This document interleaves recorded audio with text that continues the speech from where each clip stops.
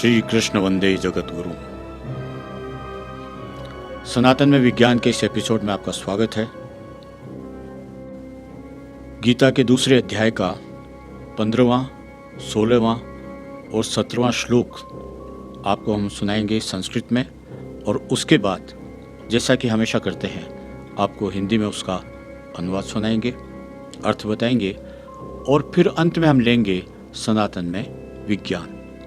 ये तो आपको पता है कि जो उद्धरण चल रहा है वो उस वक्त का है जब अर्जुन ने अपने हथियार डाल दिए और भगवान श्री कृष्ण को युद्ध के मध्य में बोला कि मैं इन सबको नहीं मार सकता, और उसके जवाब में जो श्री कृष्ण ने कहा उनको, जिसको गीता का ज्ञान कहा जाता है, वही हम इस अध्याय में आपको बता रहे हैं। तो आइए सुनते हैं भगवद गीता के दूसरे अध्याय का 15वां श्लोक। यन् हि न व्यथयन्त्यते पुरुषं पुरुषर्षभ सम दुःखः सुखम धीरम स्वमृत्याय कल्पते। हे पुरुषों में श्रेष्ठ अर्जुन, सुख दुख में सम रहने वाले जिस धीर मनुष्य को ये मात्रा स्पर्श पदार्थ व्यथा नहीं पहुंचाते, वह अमर होने में समर्थ हो जाता है, अर्थात वो अमर हो जाता है। और ये है 16वां श्लोक। नास्तो विद्यते भावो ना भावो विद्यते सतः उभयोरपि दृष्टो अंतस्वन योस्त्वदर्शिभिः। अस्त का तो भाव सत्ता विद्यमान नहीं है और सत का भाव विद्यमान नहीं है। तत्वदर्शी महापुरुषों ने इन दोनों का ही अंत अर्थात तत्व देखा है। और अब 17वां श्लोक। अविनाशी तु तद्विद्वियेन सर्वमिदं ततं विनाशं व्ययस्यास्य न कश्चित् कर्तुमर्हति। अविनाशी तो उसको जान जिससे यह संपूर्ण संसार व्याप्त है।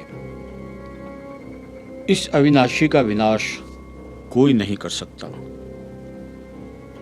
ये संस्कृत के श्लोक हुए, उसका अर्थ हुआ, और हम बात करते हैं विज्ञान की। जब भगवान श्री कृष्ण अर्जुन को उपदेश देते हैं तो आगे मालूम चलेगा कि वो किस रूप में उसको लेते हैं। पहले क्यों मना किया, क्यों दुख में थे नहीं मारूंगा, और फिर क्यों वो पूरी ताकत से युद्ध में लीन हो जाते हैं।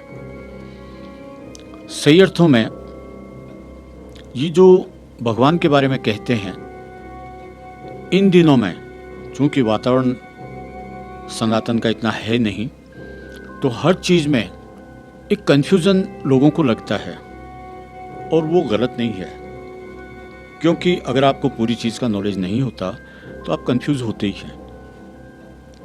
अभी धीरे धीरे जो वातावरण बना है, इसमें छोटे छोटे बच्चे भी विद्वत्ता के नज़र आने लगे हैं।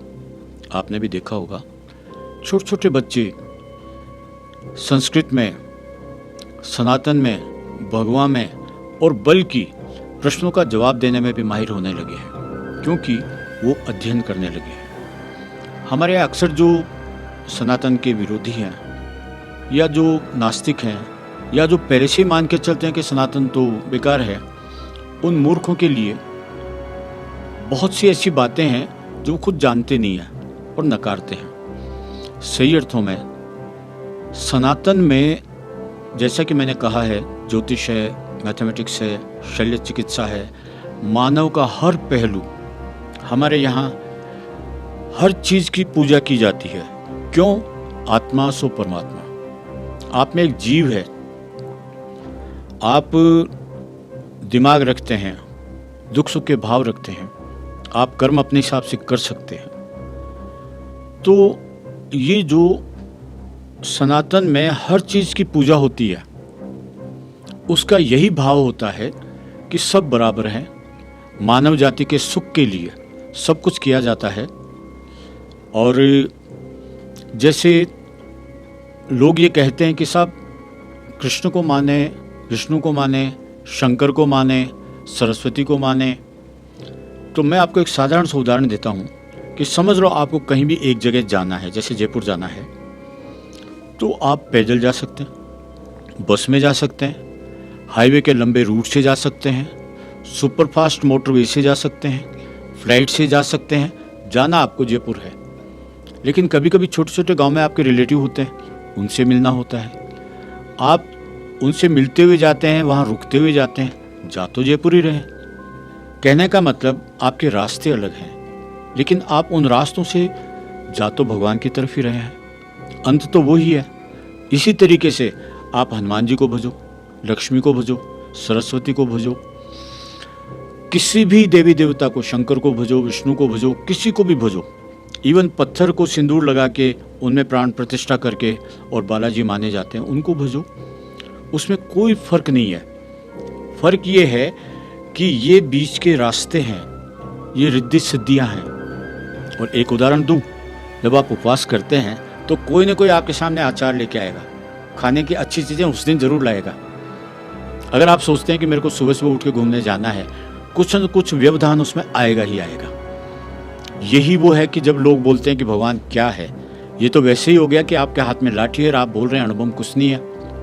तो अणुबम तक पहुंचने के लिए लाठी के बाद में आपको राइफल है, उसके बाद में मिसाइल है, उसके बाद में आपके धीरे धीरे शस्त्रों तक जाते जाते आप अणुबम तक जाते हैं, हाइड्रोजन बम तक जाते हैं। सीधे तो नहीं जा सकते लाठी लेके। आज यही हो रहा है, नॉलेज है नहीं, कुछ भी बोलते हैं। उनको तो ये भी नहीं पता कि किस युग में कैसी जनरेशन थी और उस वक्त की चारित्रिक सीमाएं क्या थी। अगर आपको धन चाहिए, लक्ष्मी जी की पूजा करिए। अगर आपको ललित कलाएं चाहिए तो आप सरस्वती की पूजा करिए। अगर आपको ताकत चाहिए तो बालाजी भैरव जी की करिए। आपके आदर्श राम हैं तो आप मर्यादा में रहिए। आपके आदर्श कृष्ण हैं तो आप हर वक्त चौकन्ने रह के समाज के लिए किस तरीके से नीति बना के आप युद्ध जीतते हैं। हर एक जो चरित्र है वो अपनी एक विशेषता लिए हुए। जैसे कि आप पढ़ाई करते हैं तो आप शुरू में सारे सब्जेक्ट पढ़ते हैं, सब अच्छे लगते हैं, लेकिन धीरे धीरे आप विशेष सब्जेक्ट लेकर उसमें पीएचडी करते हैं और पता चले कि आपको नासा वाले ले गए, आप साइंटिस्ट बन गए, आप बहुत आगे बढ़ गए। ये सारे प्रोसीजर है, चीज़ एक ही है। हाँ, अगर आप जयपुर जाना है और पता चले कि आप रिंगस में रुक गए, आप जा ही नहीं रहे, नहीं ये जयपुर तो मेरे को तो यहीं आना था, तो बात अलग है। अहम ब्रह्मास्मि बोलते हैं। जो पूजा नहीं करते, जिन्होंने वेद पुराण उपनिषद को सुना भी नहीं है, आस्था भी नहीं है, वो बोलेंगे अहम ब्रह्मास्मि।